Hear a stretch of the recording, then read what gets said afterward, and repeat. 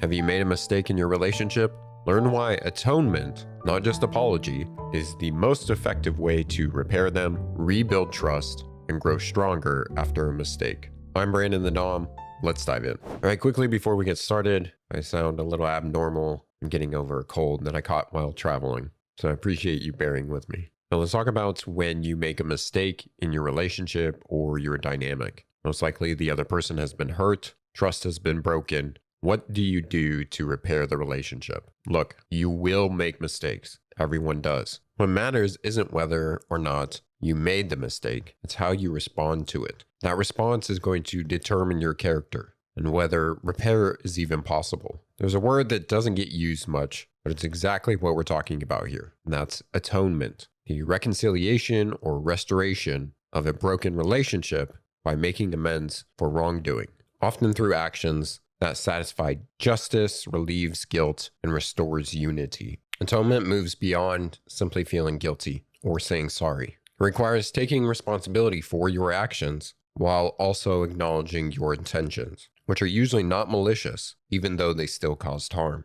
Now let's talk about why seek atonement. Most of the time when we make a mistake, and especially when we didn't act out of malice, that guilt is uncomfortable, and for a good reason. It signals to ourselves that we may have acted out of alignment with our values. Naturally, we want to get rid of that discomfort, but not every way of relieving guilt leads to the same outcome. Some people try and pass blame onto someone else, sometimes even on the person that was hurt, in order to escape that emotional discomfort and consequences of guilt. That's not genuine remorse. It's a desire to stop feeling bad, not a desire to make things right. Others seek forgiveness as a way to relieve guilt, but without the real accountability for their actions. In doing so, they place the burden of repair on the other person's goodwill, rather than taking responsibility for their own role in healing the relationship. Sometimes forgiveness alone is enough, but often it falls short for a few key reasons.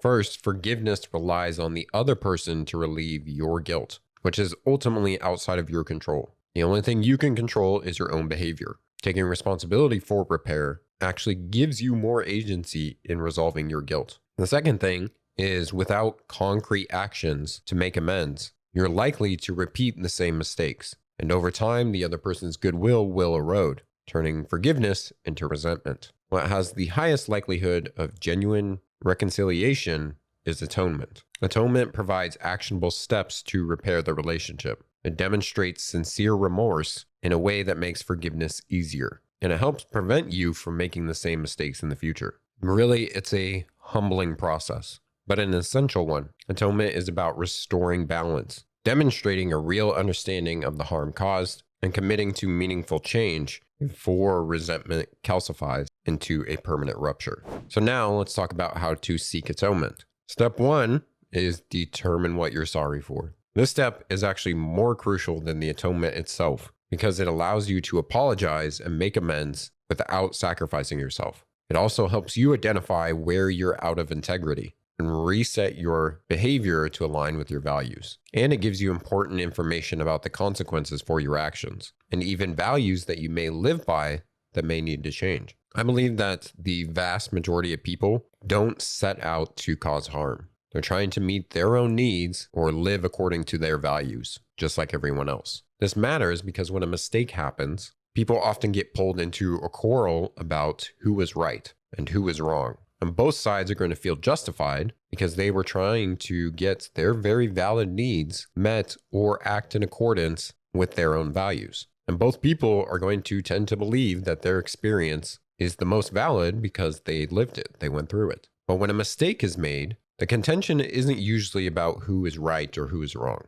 It's about acknowledging the experience and needs of both people and recognizing that the way that one person chose to meet their needs caused harm to the other person. The contention is not about the facts of the situation, it's about the harm that occurred. So once you recognize that, you can separate your needs, your actions, and your harm. You never have to apologize for having needs or for setting boundaries. You do have to take responsibility for the consequences of how you chose to meet those needs or set those boundaries. By pinpointing exactly where you caused harm, you'll actually have more empathy for the other person's experience and a more clear path forward for corrective action. Oftentimes, this inquiry uncovers places where you lacked awareness. Sometimes that means trauma patterns, meeting needs in maladaptive ways. Sometimes it reveals that you don't fully understand the person that you're interacting with, including their needs and boundaries. Sometimes it exposes value differences within the relationship, which invites a decision. Is that difference workable, or is it a deal breaker? Whenever I make a mistake, I spend time reflecting on what I did and discerning exactly what I feel remorse for. And that allows me to apologize wholeheartedly and authentically. I know what I'm sorry for and what I'm not. This process can take time, and you may need to ask for a grace period, letting them know that your intention is understanding and atonement. And during that time, it's best to ask questions, with the most important being, how did I harm you? And this may be difficult. You may get emotionally triggered. Don't respond until you understand. This also means not immediately offering a blanket I'm sorry for the entire situation. For some people, that quick I'm sorry response is actually a trauma response, an attempt to make the situation feel safe, avoid retaliation, or prevent abandonment, without actually being clear on what they're apologizing for beyond I made you upset. If you're not sure what to say, ask more questions with the agenda of understanding, not absolving guilt. All right, step 2, now comes the apology. The goal here is to show the other person that you understand what happened, that you validate their experience and their emotions, and that you feel genuine remorse for your actions. The structure of an effective apology looks something like this. First, here's what I did. State the observable facts of the situation or the mistake without being defensive or trying to justify. Then, here's why I did it. Explain the belief, the value, or need that you were originally acting from. This helps the other person to understand your intentions and learn more about you. Then 3, here's how my actions caused you harm. This is where you acknowledge the impact of your behavior. The more precise you can be, the better, especially in naming their unmet needs or boundaries that you may have crossed. Once you've given those 3 things, then ask them, am I understanding this correctly? Asking this ensures that you actually understand and that your understanding is accurate, because sometimes it isn't. And this gives the other person space to clarify or deepen their explanation. Once they've done that, and you're going to say something along the lines of, given your experience, it makes sense that you would feel the way that you do. This validates their emotions and shows that you truly understand why they're upset, not just that they are upset. And then finally, the apology itself. I'm sorry I caused you harm in this way.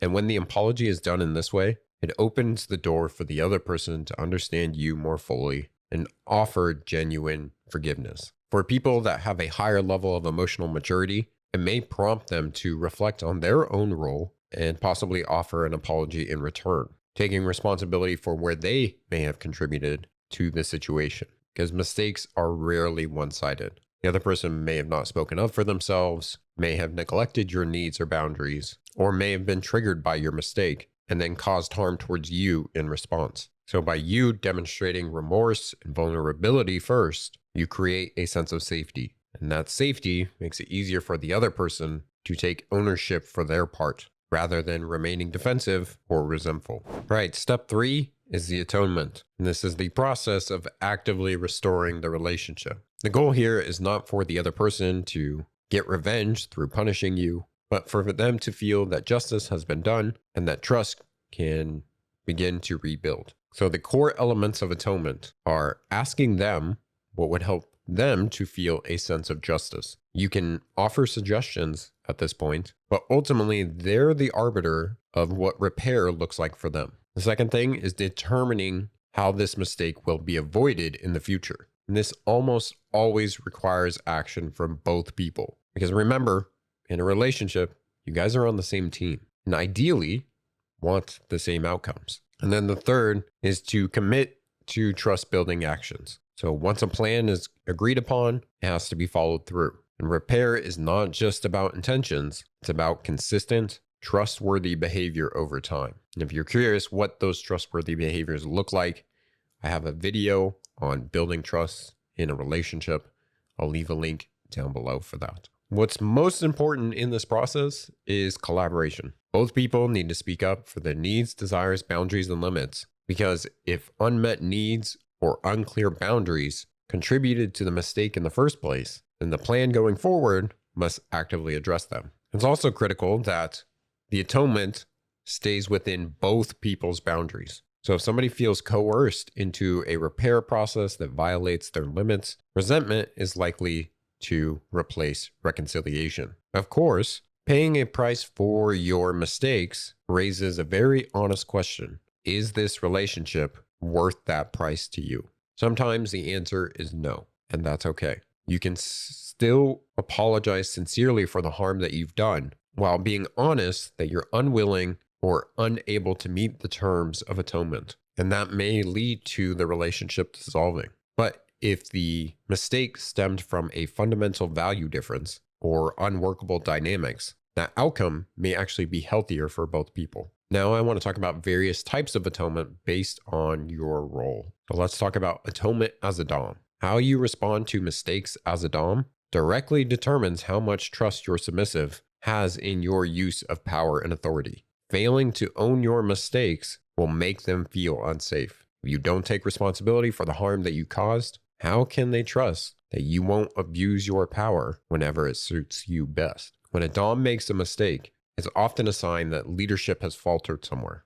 It may be a lack of oversight, unclear expectations, crossed boundaries, or neglected needs. Even when a mistake is made by the submissive, it's worth evaluating your own role in the mistake before moving to discipline. While the submissive is responsible for following the rules, the structure of the dynamic and how those rules are made up may actually be the thing that needs adjustment. And that responsibility lies with you. It's okay to make mistakes as a dom. You're not perfect. And believing that you should be perfect is often what leads to mistakes in the first place. Instead, acknowledge your shortcomings, be honest with your submissive about them, and develop the skills that you need to compensate for them. Now let's talk about atonement as a submissive. For submissives, making mistakes can feel different, often because those mistakes are pointed out directly by your dom. So if the submissive lacks a strong sense of self-worth, correction can feel like an attack on their value as a person rather than feedback about their behavior.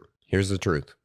It's okay to make mistakes as a submissive. It doesn't make you less worthy or mean that you're a bad submissive. You don't have to collapse into negative self-talk. When you make a mistake, seek clarity. Understand what's being asked of you and why certain rules or protocols exist. Reflect on those agreements that you made and whether you can genuinely consent to them.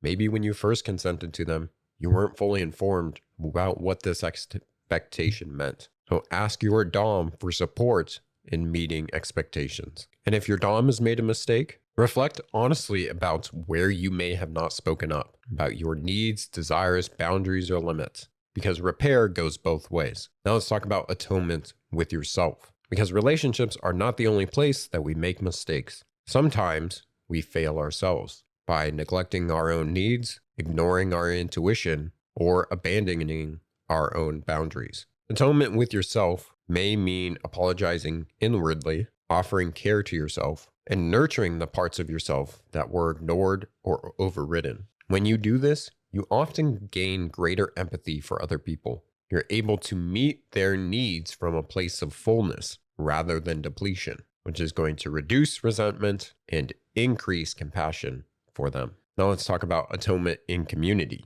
because mistakes can also harm trust within the broader community, damaging reputation and goodwill. Some key communities have formal processes that rebuild trust. If you happen to be in one of those communities, learn what those are and engage with that process sincerely. But even if no formal process exists, you can still seek atonement with the people that you harmed using the same steps that I outlined here. From there, rebuild trust by embodying that community's values through service, accountability, and meaningful contribution to the community. At its core, atonement is not just about saying sorry.